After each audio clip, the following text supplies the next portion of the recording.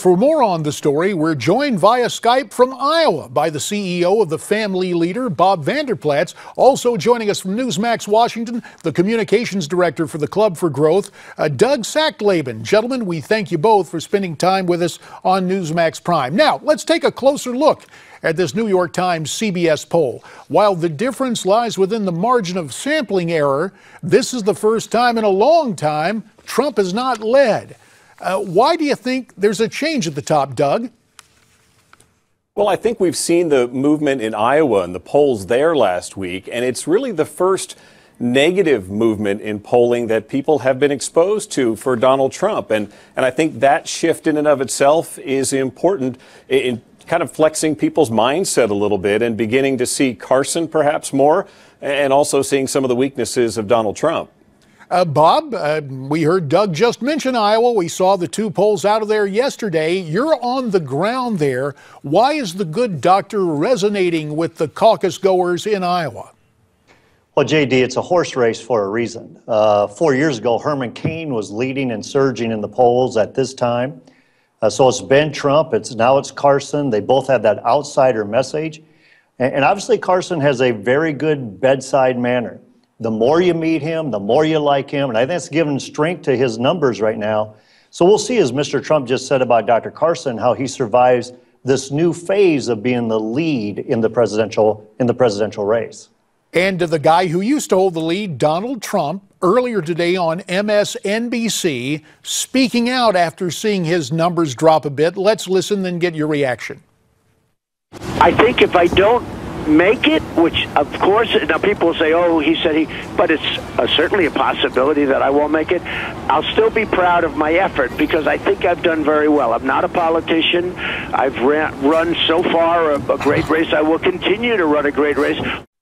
Now, Doug, I want to talk about what the Club for Growth has been up to, and I do not use the phrase you can neither confirm nor deny, okay? With the intricacies of funding issue-oriented ads, Club for Growth has put a whole lot of money in the Hawkeye state, questioning Donald Trump's position. How much do you think those ads have led to some difficulties for the Donald? We think those ads were significant. Club for Growth Action spent about $1 million in Iowa, and we had a poll commissioned right at the end of those ads running and found these kind of numbers that have just come to the national polls and also to the more prominent Iowa polls last week. We found that once people see more of his positions, more of the positions he's taken on taxes and health care and entitlement reform, bailouts and eminent domain, that as they've seen that, they've come to know a side of Donald Trump that doesn't always match the rhetoric that they're hearing on the campaign trail. Hey, Bob, let me get back to you. Dick Morris says Hillary would metaphorically eat Carson for lunch in a debate situation. Do you agree with that, or would the good doctor be able to put up a pretty good battle against Hillary? I think any one of our candidates will put up a great battle against Hillary, and Dr. Carson in particular. I often said that if Dr. Carson won the primary, it'd be awfully hard to defeat him in the general election. He's more of a movement type of candidate. But again, there's ebb and flows to this race. Donald Trump is being vetted. Carson's being vetted. There's guys like Cruz and Rubio who are waiting in the wings. So there's a lot of movement to be had yet. But I think at the end of the day, Iowans and Americans will make the right choice on who's the best candidate to defeat Hillary Clinton.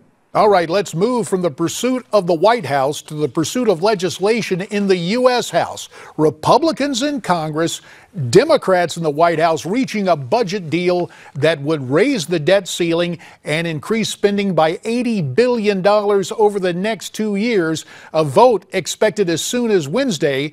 An AP poll shows the public would back a government shutdown to get a handle on spending. Doug, in your opinion, did the GOP make the wrong move?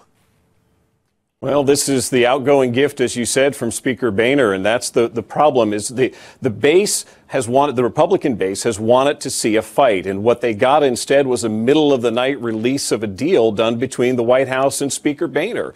And that's troubling to people because they want to see the Republican House and Senate put forth legislation that cuts spending, that doesn't just give away a debt ceiling increase, that deals with Exim Bank and some of the other crony capitalism. And instead, we're just getting something handed to us that basically is a gift for President Obama. Bob, Senator Jeff Sessions of Alabama criticized this deal, saying it was put together too fast and essentially gives the president whatever he wanted. Do you agree with Senator Sessions' assessment? I definitely agree with what Senator Sessions is saying. And when you go back to the politics, JD, this is what's given rise to the outside candidates of Trump, Carson, and Cruz.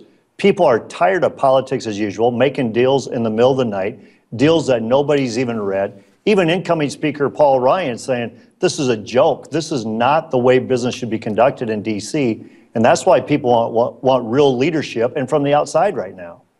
Let me turn back to Paul Ryan, since he was mentioned here. Doug, this was categorized in some publications as good cop, bad cop. The presumptive incoming speaker saying this is a bad way to do business and he's going to change it. Do you think he really means that, or was this choreographed, mindful of conservative skepticism about Paul in this upcoming speaker's vote?